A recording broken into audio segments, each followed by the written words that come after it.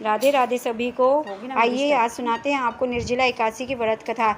निर्जला एकादशी के महत्व के बारे में स्वयं भगवान श्री कृष्ण ने युधिष्ठिर को बताया है। उन्होंने निर्जला एकादशी के महत्व के बारे में परम धर्मात्मा सत्यवती नंदन व्यास जी को बताने को कहा था। तब व्यास जी कहने लगे कि हर किसी को एकादशी का व्रत रखना चाहिए। इसके साथ ही एकादशी के दोनों पक्षों में भोजन नहीं करना चाहिए। इसके बाद द्वादशी को स्नान पूजा करने के बाद ही भोजन ग्रहण करना चाहिए।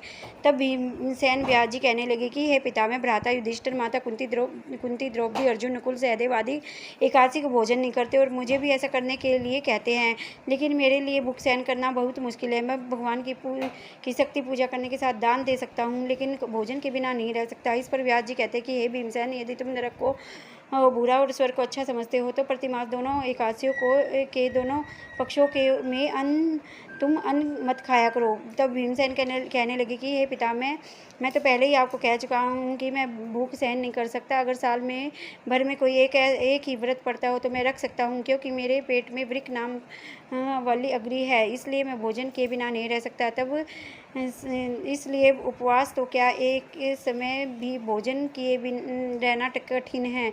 अतः आप मुझे कोई ऐसा व्रत बताइए जो साल में एक बार ही करना पड़े, मुझे स्वर्ग की प्राप्ति हो जाए, इसके साथ ही जीवन में कल्याण ही कल्याण हो।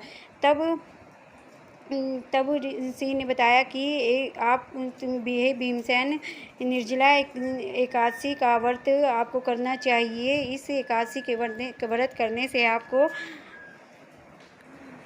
तब व्यास जी कहते हैं कि कहने लगे कि वृषभ और मिथुन की संक्रांति के बीच जेठ मास के शुक्ल पक्ष की जो एकादशी आती है उसका नाम निर्जला है। तुम उस एकादशी का व्रत करो।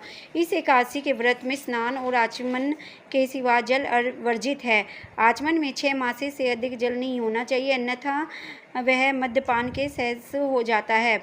इस दिन भोजन नहीं करना चाहिए, क्योंकि भोजन करने से व्रत नष्ट हो जाता है। यदि एकादशी को सूर्योदय से लेकर द्वादशी तक सूर्योदय तक जल ग्रहण न करे तो उसे सारी एकादशियों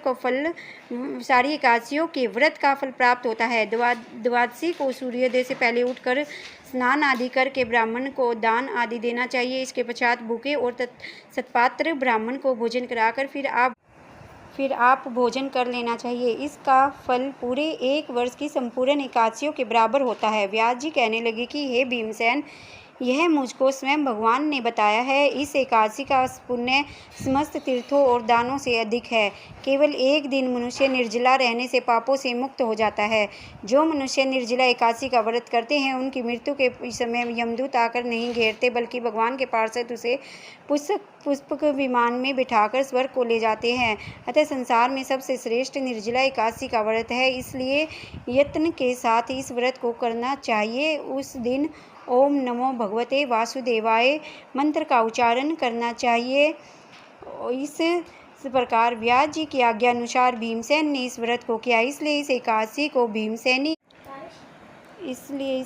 को भीमसेनी या पांडव एकादशी भी कहते हैं। निर्जला व्रत करने से पूर्व भगवान से प्रार्थना करें कि हे भगवान, आज मैं निर्जला व्रत करता हूँ, दूसरे दिन भोजन करूँगा, मैं इस व्रत को श्रद्धापूर्वक करूँगा, अतः आपकी कृपा से मेरे भी सब पाप नष्ट हो जाए। इस दिन जल से भरा हुआ एक घड़ा वस्त्र ढककर स्वर्ण सहित दान करना चाहिए। जो मनुष्य इस व्रत को करते हैं उनको करोड़ों पल सोने के दान का फल मिलता है, और जो इस दिन यज्ञादिक करते हैं उनका फल तो वर्णन ही नहीं किया जा सकता।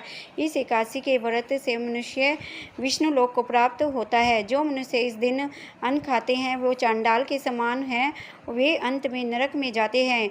जिसने निर्जला एकादशी का व्रत किया है वह चाहे ब्रह्म हत्यारा हो, मद्यपान करता हो, चोरी हो या गुरु के साथ द्वेष किया हो, मगर इस व्रत के प्रभाव से स्वर्ग को जाता है। हे कुंती पुत्र, जो पुरुष या स्त्री श्रद्धापूर्वक इस व्रत को करते हैं उन्हें अग्रलिखित कर्म करने चाहिए। प्रथम भगवान का पूजन, फिर गोदान, ब्राह्मणों को मिष्टान व दक्षिणा देनी चाहिए तथा जल से भरे कलश का दान अवश्य करना चाहिए। निर्जला के दिन अन्न, वस्त्र, उपहार आदि दान भी करना चाहिए। जो मनुष्य भक्तिपूर्वक इस कथा को पढ़ते या सुनते हैं उन्हें निश्चय ही स्वर्ग की प्राप्ति होती है। ओम नमो भगवते वासुदेवाय नमः। इति निर्जला एकादशी व्रत कथा संपूर्ण। और आप इस तरह से निर्जला एकादशी व्रत को कर सकते हैं, और इस दिन हमें जहाँ तक संभव हो कि जल ना ग्रहण करें, बिना जल के ही इस एकादशी को करें। राधे राधे, मिलते हैं नेक्स्ट वीडियो में।